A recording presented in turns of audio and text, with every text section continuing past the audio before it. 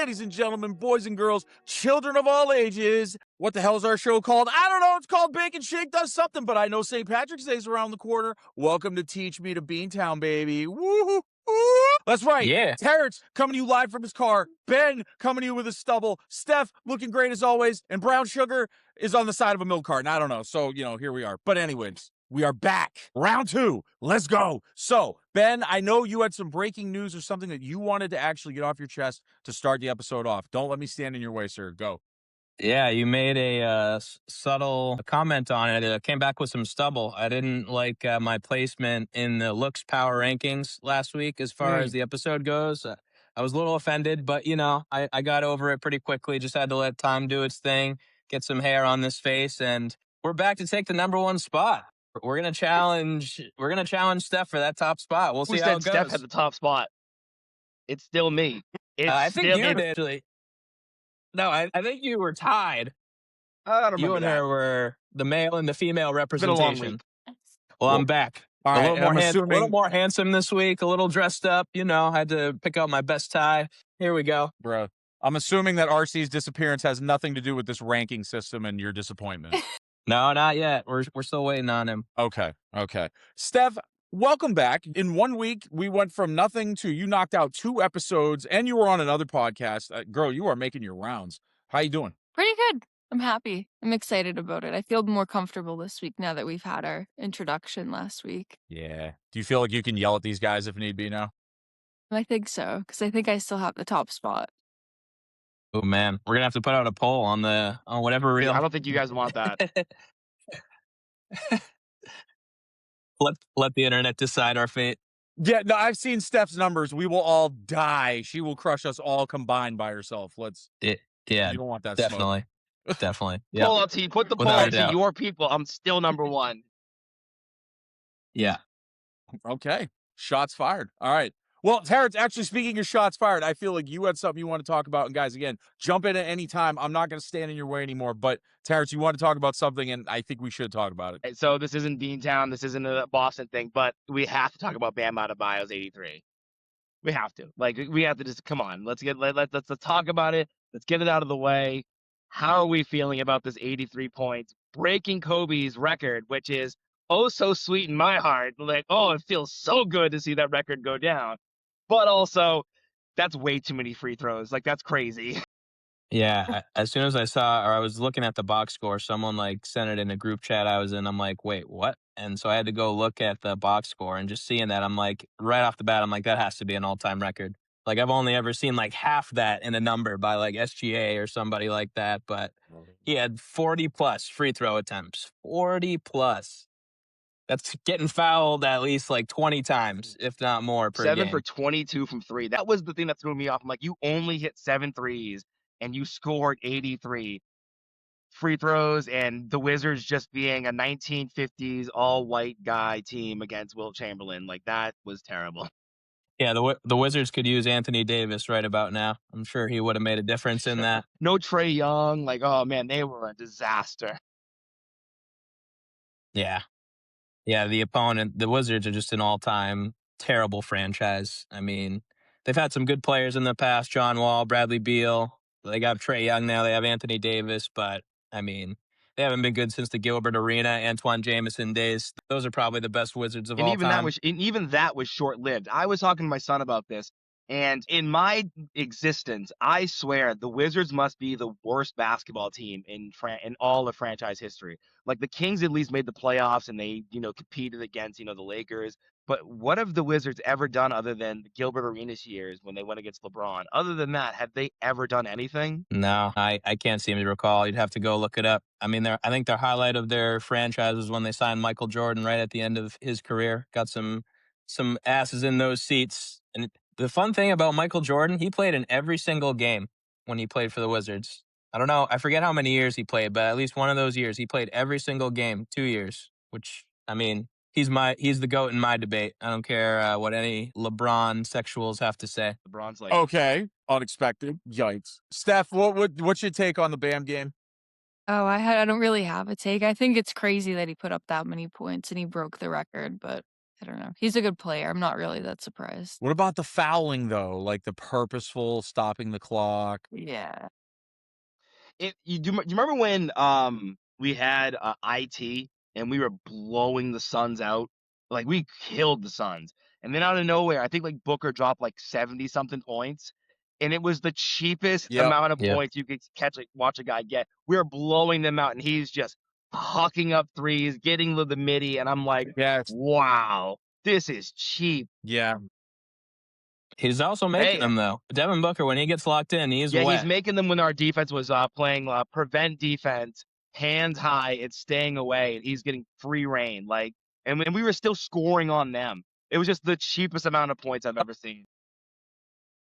Yeah. Can At I least- ask? I know you guys were talking about the Wizards. This is a bonus Matt Libs question that I'm going to ask Terrence in advance. Terrence, the #1 Washington Wizards killer in Game 7s is? Oh my God, I was about to say Kelly. Oh no, It is. Oh, of course Kelly? it's Kelly. Of course it's yes, Kelly, the best. Kelly Olynyk. Kelly Olynyk, the greatest Celtic of all time. Him, then Larry Bird, dude. I love Kelly, dude. Yeah, Kelly Olynyk. Kelly Olynyk, that should have been Giannis Antetokounmpo, but we'll talk about that on an upcoming Well, podcast. you can't be. That's ridiculous. But Kelly was great in college. He was sick at Gonzaga. He did all the work. He was coming into a team where he was just going to play a subtle little role, rebound, putbacks, easy mid-range jumper. Oh, I love Kelly. He's so good. And he's still doing it in the NBA. I don't know what year this is. I think this is year 11 or 12 that he's on the Spurs bench. The Spurs, like half their roster is big men. They are prepping in case Wemby ever goes down. They got so many just random big men. Yeah, he's basically. All right, now, Kurt, go ahead. I was gonna say Kelly Olynyk is basically Asher Roth, just in NBA form. Like he is just. Matt, I see your face. You see it now. You're like, oh yeah. My Atlanta. All right, current state of affairs. Let's pivot to hockey first. Okay, let's go to the resident experts. Give them their shine. Steph, Ben, talk to us about the Bruins. Go. Well, right at this specific moment, we're 5 minutes into the game, and the Bruins are already up 1-0 thanks to the best player on the team, David Pastrnak.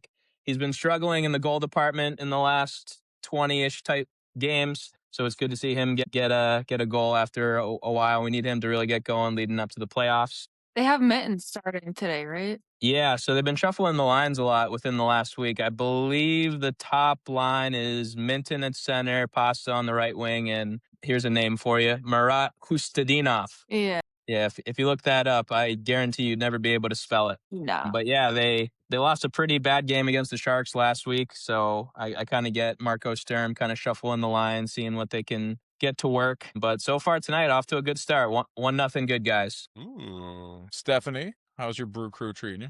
It's treating me. I love Mitten. I'm telling you, he's going to put up a point tonight. At least one, if not two. Okay. And how is the field trip coordination going with Christina on you guys going to a hockey game together? We haven't planned it, not in the slightest, but I think after I get the microphone, we were going to talk about it. So we could maybe do that like together. Ooh, yeah, okay. I like it. All right, now also breaking news. I don't know if you guys know this, but this is hockey news, and so it's pertinent. Also, I've heard that they're going to be filming this in Massachusetts. So, willingness to go audition for the new Mighty Ducks movie. What? Yeah. Wow, that would I want to get awesome. on that. Yeah. So what are they calling extras for? Yeah. What do they need, Matt? Because I mean, I know I look really, really young, so I could probably play one of the players, right? Yeah, I was thinking, Terrence, like you and me especially, I feel like we could be like the bad guy. You know what I mean? Like we wear the backwards hats and like we show up and it's like, yeah. And we're like, what's up, losers? Yeah. Easy. And, like we dump a kid in the dumpster or something. And yeah, 100%. Swirlies all day. I do. Yes. Yeah. I do have acting experience from back in the day. I have been on stage. I've done a lot of plays and musicals. I've actually appeared in a Netflix show as an extra before. So I have the acting chops in case they ever come calling. Okay. I was going to say, you would go, Steph. Go ahead. I was going to say, I have you beat. I have Netflix, Disney Plus, Amazon, Apple TV. Yeah. Wow. Okay, hold on. Jeez. Toot your But no horn, girl. stage. I don't like stage. I don't like. How is this conversation happening now? Tell us about these roles that you've played. What? I've only done like background, but like featured background work. So technically, I'm like a must join for like SAG right now, but I didn't pay my dues. So we're working on that. But I want to get like an agency to sign me first. We're going to do it. Wow. We are going to do Very that. cool. Very cool. I was gonna say. Go ahead. I thought I was going to be the only actor on this podcast, but I guess I got some competition with that and Lux. Jesus. Wait, I what might Netflix forever. show were you in? The Society. It was only a one season show, Yeah. That was good but though. but a couple of those actors from that show are actually pretty big in Hollywood right now. Yeah. Should I be telling them my acting chops, Terrence? Yes. Is that Brown Sugar? Yes. Okay. Oh, There he is. from Hey, the RC, Raptors. how are you, buddy? What's going on? How are you guys doing? I completely forgot, actually. Topher just texted me. He's like, you jumping on? And I was like, oh, wow. Yeah. I literally just was like really caught up in the work. And then I saw my feet and I was like, oh, damn, let me see if I can hop on. Hopefully I haven't missed too much. I'm not sabotaging anything. No, we were just talking about auditioning for the new Mighty Ducks movie, and then everybody's acting chops and their IMDb reels, which we were gonna go around the table and see what everybody's got. Because I got one I'm waiting to share. That Terrence knows. He's It's a doozy. Interesting. It's actually, I'm confused if I'm thinking the same one. RC, sir, do you have any acting chops and/or willingness to go audition with us? I have no acting chops, I guess. If you look, I guess the only appearance I have, if you look in Machine Gun Kelly's Wild Boy remix video, I'm in the video, and I think in between the 1 and 2 minute mark. Yes. They're randomly shooting it in Austin, like 2014, and I happen to be walking around, like in the mix. That's like that's my claim to fame is MGK Wild Boy remix video. Wow. Right place at the right time. Yeah. I think I'm wearing this jacket. Wow. Coincidence. Yeah. Wow. No bullshit. Damn. That's great. That's amazing. Now, Terrence, I know you have such a penchant for the camera, even though you are a stand-up comedian. Do you? I'm trying to think. Do you have anything in the Rolodex? No, I have nothing. I just do stand up because that's the real thing people should do. That's the true art. And by the way, where are you gonna be at tonight? I'm at Club Rumors in Worcester. For those of you that don't know, it's going to sound real fancy. Yeah, I'm doing that. And for those of you who do know that, it means I'm going to a place that's going to be empty. Well, we're there with you in Thank you, spirit, yeah. sir. Yeah, I promise you that. Yeah. Yeah. Go Terrence. Don't suck. Here we go. Yeah. So again, I will jump through again, I did the Celtics thing. It was awesome. It caught fire. It was on national TV. I did not plan on that. Yay. ESPN, Good Morning America, all that. That was awesome. It was great. It was amazing. The best thing I've ever done in my life to get on TV was getting to ask a question on Jerry Springer to a chick wearing one eye patch with sparkles all over it. That's it right there. That was my claim to fame. I said I'm going to get on that damn show, and when I tell people I was on Jerry Springer, they think I was a guest, which is fair. But no, wasn't a guest. I got to ask a question, so let's go. Yes. What's that? Matt. What's that? How long ago? Like 12 years, 12, 13 years. Yeah, it was cool.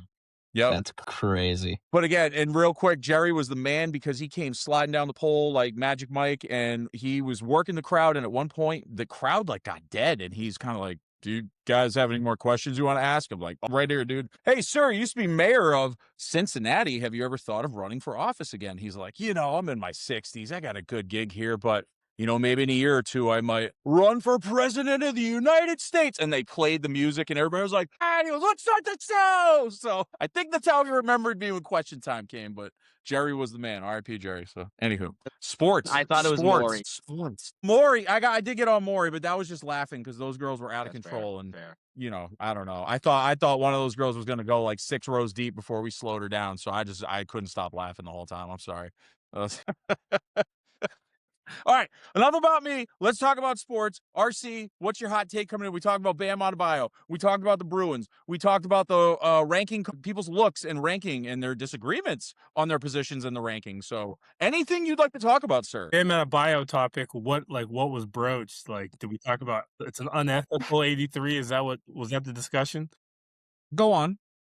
Well, I mean, yeah, to some extent. He shot, if you look at the stats breakdown, he made 43 foul shots. He only made 6 threes, and they were up 20, and they were intentionally fouling the Wizards while they were up 20 to get additional possessions just so Bam had a chance. Spoelstra did say he apologizes for nobody, but it was done in like a very, I guess, unethical way. And I think if it wasn't breaking like the number 2 mark held by Kobe, it might not be as big of a deal, or if he subbed out at anyone. But I think because he passed Kobe, that's he's got some of the backlash nationwide. He was saying that he didn't want to do it though. If you look at a clip from that game, he's like saying, "Don't foul, don't foul." So I think he was being honest that he didn't want it to be a fake 83. Well, he could have missed those free throws then. Yeah, they didn't need the shots to go in to win the game. Right, So how? I mean, you're not going to just miss on purpose. Well, they're free throws. You know, you're in the NBA. You should make 100% of the shots you take that are just yeah, but open. if you're saying that he was saying don't foul, when he got there, he should have just hummed it at the rim and been like, "My bad, I'm not breaking this record." I give Shaq a little credit on this. Shaq said he goes, "When you're close to the record and they're gonna pull you out, how mad would you be?" He's like, "You got to go for the record. You only get one real shot at it." So I kind of understand why you do it, but at the same time, actually, I'm full support because, I don't care about Kobe, so whatever. He just like flopped at the end of it. No, I mean, I don't know. It's like, I guess after he had 31 legitimately in the first quarter, so he was on a heater. So I get it. It's just the fourth quarter is the thing that's in question. I think if you go back and watch the fourth quarter, you won't feel too happy about how it was broken if you went back and watched that fourth quarter. I think up to the fourth quarter, everything was like relatively done in like an ethical way. Mm-hmm. I think one of the more impressive things though about the line is he had 40 points at least in each half. Like he didn't obviously like towards the end of the game, you're getting all the scrubs in and we saw what happened, but to be able to still drop 40 in each half, I'd say that's very impressive. Like he didn't have a down quarter, it seems, at all. If you really want to be somewhat upset for real about this whole thing, watch Bam score his 83, and then right after that, go watch Kobe score 81. And you're like, oh, these are two different things. They are not the same. Yeah, No, not a Kobe fan, but I can agree with that. Yeah.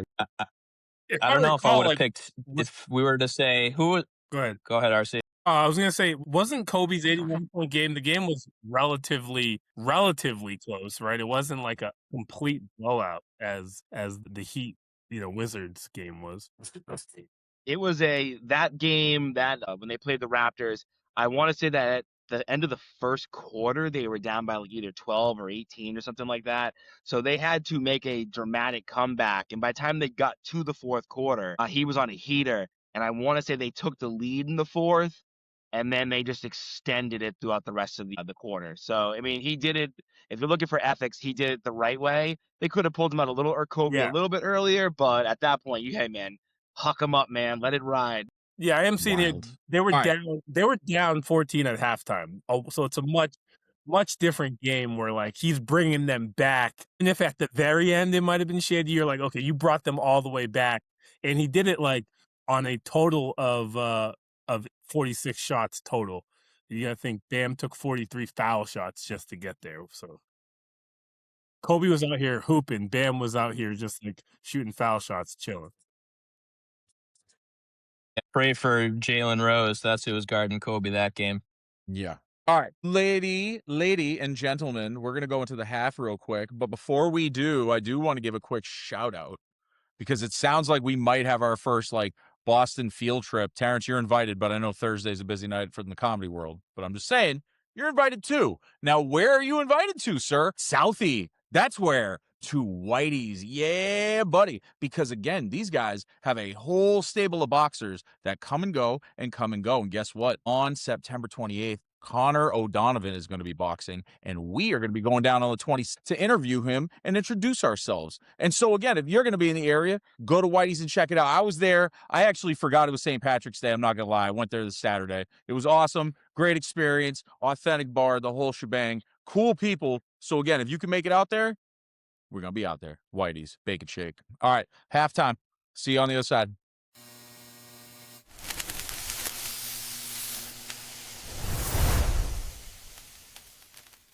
Welcome back, ladies and gentlemen, to the second half. Boy, oh boy, oh boy. I don't even need to say it, but I'm going to because that's kind of what we do around here. Steph, you're not a newbie. Do you happen to know what time it is? Matt Libs. Yeah. Oh my goodness, he already does. Yeah. Go. It's over. Do your edit.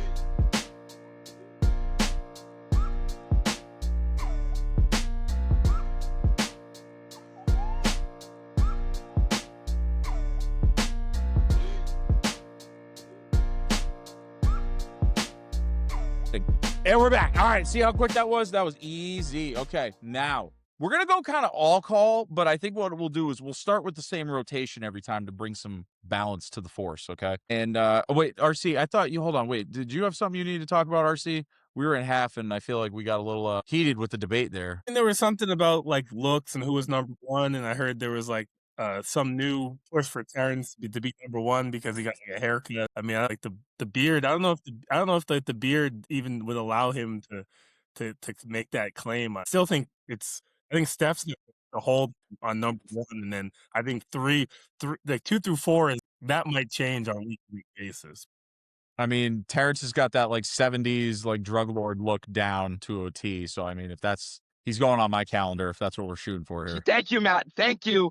That's one vote me. I guess it's all in the said for this particular. No. Like, all I heard was my category. name. I just heard my name. Thank you very much. Oh, what a bunch of egomaniacs we are. Oh my. Anywho. All right. So, Steph, I'm gonna start with you, okay? Because I know that these weed boys, we just get way too rambunctious. So I'm gonna start with you because I think your take is gonna be great on this. So, if Larry Bird played right now, how many points would he average a game, and how many techs would he get in a season for making fun of the other people on the other teams? You're asking the wrong person. I don't know anything about like what he put up in a normal game. Usually like 30. Okay. With is he replacing somebody on the team? No, you could just like time machine him right to 2026 and he gets to play in this era. I would say 40. Yeah, I was thinking that. How many techs though, right? That's what I was thinking. One a game, easy. Yeah. It could be. Is that what you said, Terrence? You said none. I say that's none because it's not like it would definitely be one game. No, because he's not doing like anything egregious to the refs, and if he's just talking trash, like that happens anyway. That's gonna happen. His words are just better than yours. That's all it is. So he's gonna be able to do his job. Okay, but like what would? Yeah, but we didn't see him play when like the refs were sensitive. Yeah, but he never really he wasn't demonstrative to the refs like that. He was more towards like the guys that were in front of him guarding him. So, and he'd obviously know how to hold some of that back. He would average 40 points for sure. Yeah, 100%. Yeah. Ben, hold on. I want you to think for 1 second. I want RC to go next because I know what you will come up with will be gold. What would Larry Bird say to Karl Anthony Towns if he was playing him in a game? Think on that for a second and keep it appropriate. RC, boy, sir, what do you think? How many points? How many techs? All right, so points. I'm looking at. He averaged 24 points a game in the era that he played in. You would assume he would shoot more threes because he valued the 3-point a lot more. He only played he was a 38-minute a game guy. I would put him at like a solid 32, 33 points per game with the idea that those is he playing with his same Celtics team? No, you're just picking him and just bloop, you just put him in this NBA, this era, any team, any. So I think that the caveat is it depends on which team he's on. If he's on a good team, he's an unselfish player. He's not like low fees because he's distributing the ball. But on a bad team, easily 40, and he would take way more threes per game just because that's how the game has changed. RC, how many assists does he have in this modern era? Oh, 10. He's up there with Jokic. Yeah, again, depends good team, bad team. On a good team, he might average a triple-double. He might average a triple-double. You know what I mean? Because you assume he's going to be getting doubled or at least he's going to have 2 or 3 defenders always with eyes on him when he touches the ball. So he'll be able to distribute pretty well. Yeah, as far as 10, I think Larry, because like we talked about, Larry wasn't that much towards the refs. It was a lot towards the players. And even on the highlights, when they say Larry's talking trash, it's very subtle. He's saying stuff at like a low decibel just so the player can hear it and then running back on defense. And the player's always like, what did he just say to me? So I think he'd be under attack a game. Yeah, I'd say without looking at his career technicals, he might not have too many per game, but I would say he would probably lead the league in technicals drawn against. I mean, he told, I think it was the Portland Trailblazers. He told them, Yeah. "I'm gonna play you with my left hand and beat you." And I think he dropped like 40. And like I think you would in today, like we see big men like Nikola Jokic like dominate and lead the league in assists as a center. So I mean, his assist reels are almost just as good, if not better, than his scoring highlights. It's absolutely insanity what he was doing then. As far as what he would say to Karl Anthony Towns, he might get canceled for it, but he might question if he plays like a girl or whatnot. Yeah. That's about as G-rated as I can make it. Something about a kitty. Yeah, something about that. Yeah, something like that. We won't Yo. poison the listeners' ears with my foul language. Well done, sir. Well done. We got to protect the brand. All right, moving on. Now, again, I know for some people you may be more partial than others, okay? But I'm going kind of off of like pulling on your heartstrings and importance. And so here we go. If you had to get rid of one of these championships, which one would you get rid of and why? 08 Celtics, 04 Red Sox, 2017 28-3 comeback from the Pats, or the 2011 Bruins? Steph, you can go first. 2008. Oh, I am. And you guys Ouch. rank her number one, and you guys keep okay. that was a death blow. I can't disregard the Bruins. 2011, like, are you kidding me? Let's And then the keep that one. Pats, That's like, fine. that's like the last time. That's fine. I can't. And then when we broke the curse, I can't. That's Like, fine. I can't rationalize like any other I think option. the answer is easy. I think you basically have pointed yourself to the answer. Eliminate those three, and then there's the one which is the answer. The Falcons comeback. We already had like 4 or 5 Super Bowls at that point. We don't need that one, right? Like we definitely, you got to keep 08. That was like the big three. Ubuntu. That whole story was amazing. Obviously, the Red Sox breaking the curse in 2011 Bruins was special. The Super Bowl comeback was cool, but it wasn't special. It was just the Falcons that bad. But we had Brady. Yeah, but we had Brady Kevin for a Garnett. bunch of like. But you got to think the Falcons is Super Bowl number what? That's number 5 on the quest. Is that the second to last one they won? Yeah, we already had 4, and then they won another one after against the Rams, right? They did, and they should have won another one if Bill Belichick didn't have a stick up his ass. Is that against the Eagles? Classic Bill stick up his. Yeah, just could have used Malcolm Butler for not even a quarter. We just needed him for a drive. Just needed to get one stop. That's it. We scored more than enough points. But I'll kind of echo what RC said. As tough as it is to eliminate any one of the championships from this list, you eliminate the Bruins. They don't have any championships since 1972. And then we're just like the New York Knicks, not winning crap for over half a century. You eliminate the Celtics. That 08 Celtics championship kind of changed the NBA. Because that was they ever brought like 3 all-star superstar players together and made it work. And then a couple years later, LeBron had to follow suit because he didn't know how to do it on his own. And then that kind of formed the super team era in the NBA where everyone was trying to get their 3 stars. So the Celtics kind of started that, but they perfected it by winning it in the first year. And the Red Sox, I mean, 2004, same idea as the Bruins. Like if we didn't have that one, it would have been freaking over 100-year curse by now if they didn't end up winning. And that also had the greatest comeback in pro sports. Like I'll give the Patriots as the best Super Bowl comeback or best football comeback, but that was one game. The Red Sox had to be down 3 games and win 4 straight games to then go win the World Series. Yeah. So if I'm picking from that list that you said, it's definitely begrudgingly, unfortunately, because that was the greatest game I've ever seen. 28-3 has to go. I agree. I'm not a Pats fan, but I agree because, I just try to think, I'm like, if the Celtics had 4 championships and they were going for it, I'm like, that blows my mind. You just house money coming out the wazoo. So it makes sense. Yeah. And finally, you might need a moment. So if you need it, you can phone a friend or pass the ball or whatever you want to call it. But who is the biggest Boston villain to you? Yankees. Is that for a team? What do you want? It can be both. I think it's got to be Eli Manning. If I think player, it's got to be Eli Manning. He's the only dude who can say he won 2 Super Bowls against Tom Brady. Even though, like, he hasn't, like, there's not anything else, but those are 2. One of those Super Bowls was for the undefeated season. You got to think he He changed the course of history with one of those Super Bowls when we were on a legendary run.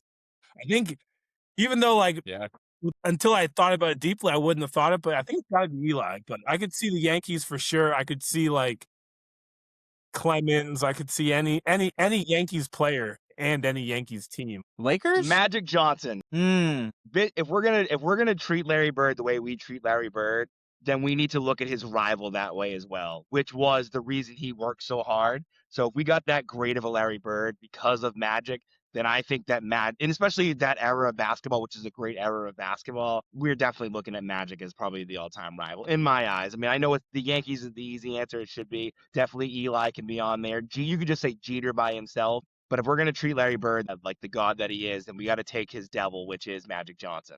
But I think it was villain, not rival, though. Does that make you think about it differently? It's either or.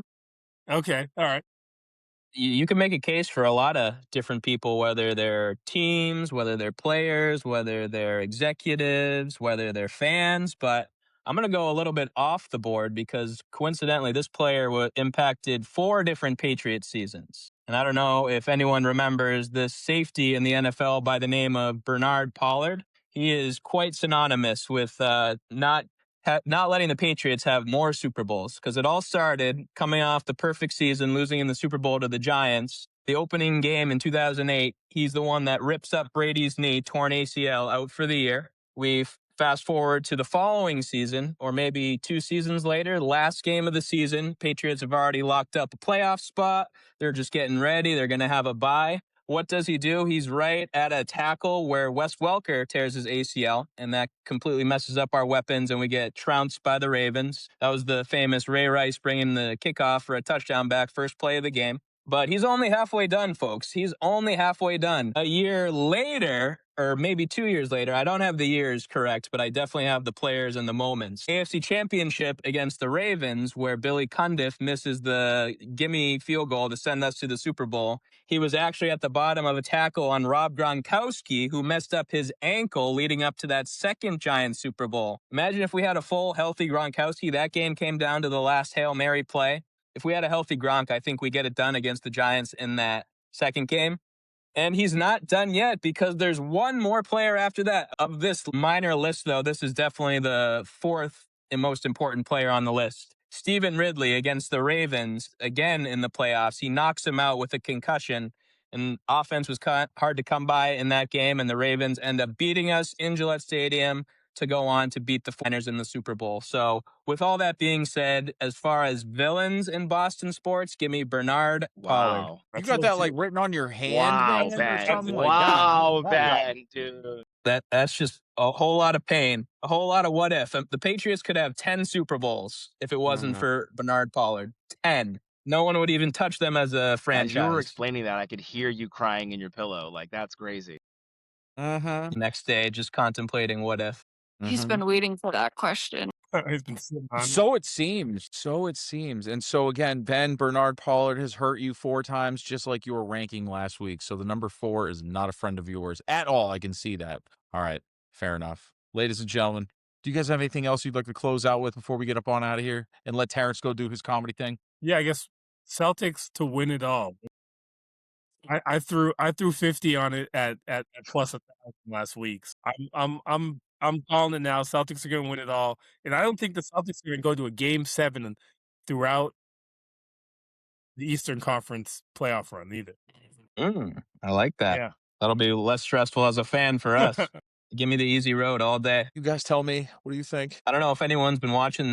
No, Go ahead, Terrence. I love this team. I love even the losses. I'm like, oh, look at us getting acclimated. Like this isn't just like a loss where the team's fully, healthy, combined. They know what they're doing. They're still trying to find their rhythm together with Tatum being back. And even even some of those losses, I'm like, these are fine. We're not getting blown out. We're competing. We lost Jalen one game. Like, I'm with you, RC. I might actually go put money on this tonight. Okay. Jaylen Brown needs to control his anger. When he got kicked out the other night, we would have won that if he stayed in. Yeah, we definitely would have been nice to see us go head to head with the Spurs. Would have been nice.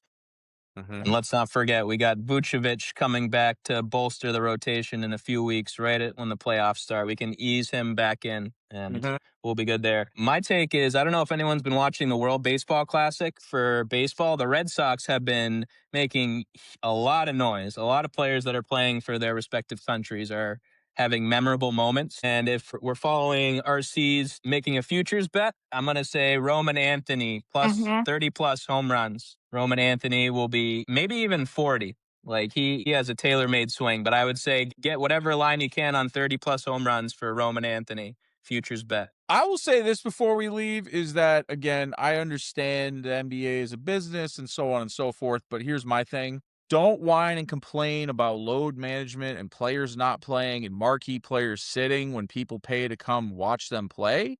And then you throw out a first-team All-NBA player because he made your feelings go wham or whatever. Because when Larry Bird and them used to play, they'd punch you in the face and smoke a cigarette on the sideline. And now Jaylen Brown gets thrown out for yelling at the refs and they whine and cry. But then also you want your guys to play. Figure it out, NBA. I'm not in charge. I'm just saying I probably should be. So there you go. It's so sensitive.